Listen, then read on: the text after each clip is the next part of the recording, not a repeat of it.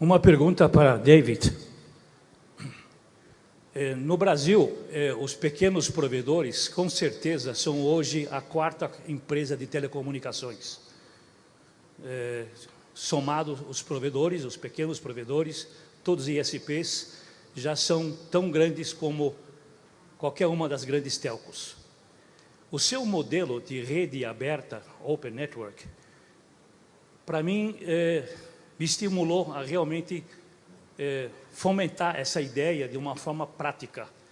Como os exemplos, por exemplo, dos Estados Unidos, como esses estados ou municipalidades iniciaram, houve um incentivo de lei, houve uma mudança da regulamentação, de quem partiu a iniciativa. Eu não consigo imaginar no Brasil, conhecendo a nossa burocracia, sem falar nome dos órgãos envolvidos, como nós podemos participar. Eu gostaria de desafiar, talvez a Brint, quebrar esse monopólio que cada um precisa procurar o seu provedor.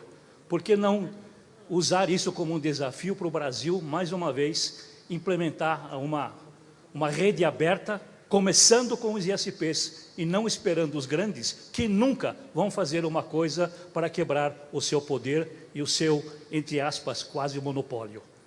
Thank you for the question.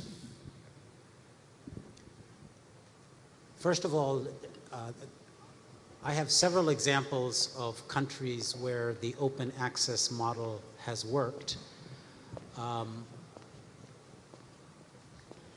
In some cases, you do need regulatory approval. As the previous speaker just said, in some countries you don't have some of these restrictions about who can participate. In the models that I have seen in New Zealand, in Ireland, in France, and in the United States, there were no restrictions in those particular places about who could provide the service. So it was really just a matter of a group of providers getting together and saying, it's ridiculous for you to spend and build an access model, for me to spend and me to spend. Now, in some cases, I'll give you the case of the United States, a city who is lacking service because AT&T or Verizon or the big providers don't want to provide the service, the municipal county government says, we want to get broadband service here. So we, the county government, will operate the network because we already have access to the homes, either through the electric utility or something. We'll provide the network to the homes, and then you as the ISPs, because we're not good at providing those services, you provide it on our network. Sometimes the person who builds the network builds it on behalf of a city and gets a concession to run it for maybe 20 years, a build, operate, transfer model, right? So somebody takes the initiative, whether it's a city, in some cases a city calls somebody from outside and say, come and build the network for our city. This is what happens in France. They bring somebody in and say, build the network for us. We're gonna give you concession so you can get your investment back over a period of 30 or 40 years. You get your money back, and then when you get your money back, turn it back over to us and we'll run it or give it to somebody else. So whoever builds the network or operates the network, that's all they do.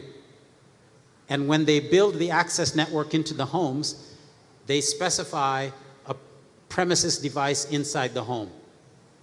And the ISPs will all support that premises device. So it's a universal premises device that basically can take service from anybody. So for example, the company I work for, we have such a device. We put it in the home and it can allow one ISP to provide telephone, so the consumer gets a choice. You may get 6 ISPs with different offerings, video, voice, and you pick whoever you want. So yeah, there's no restrictions really on who can, as long as somebody is allowed to build an access network, they can just build the access network and say, I'm not going to provide services, and then open it up and let other people provide services.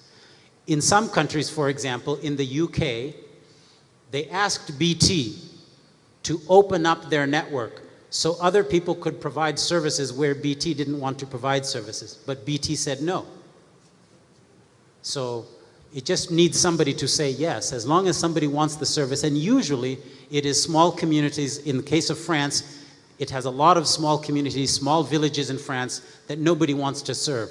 So the municipality says, come and build a network, and then invites ISPs.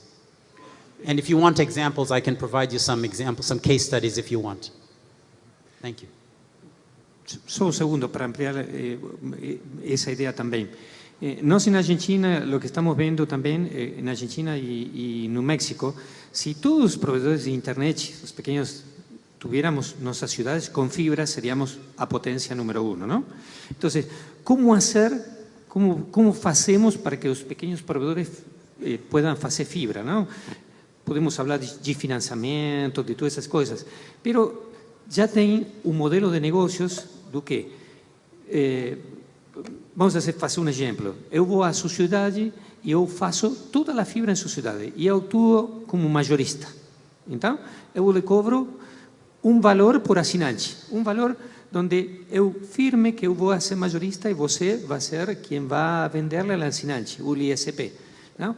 E estamos tratando de formalizar esse valor que já lo temos, que é um valor interessante para mim como majorista e para você como assinante, e fazer que nessa cidade tenhamos fibra e tratar de juntar a gente que tem a plata, que tem a grana para hacer todo o negócio, não?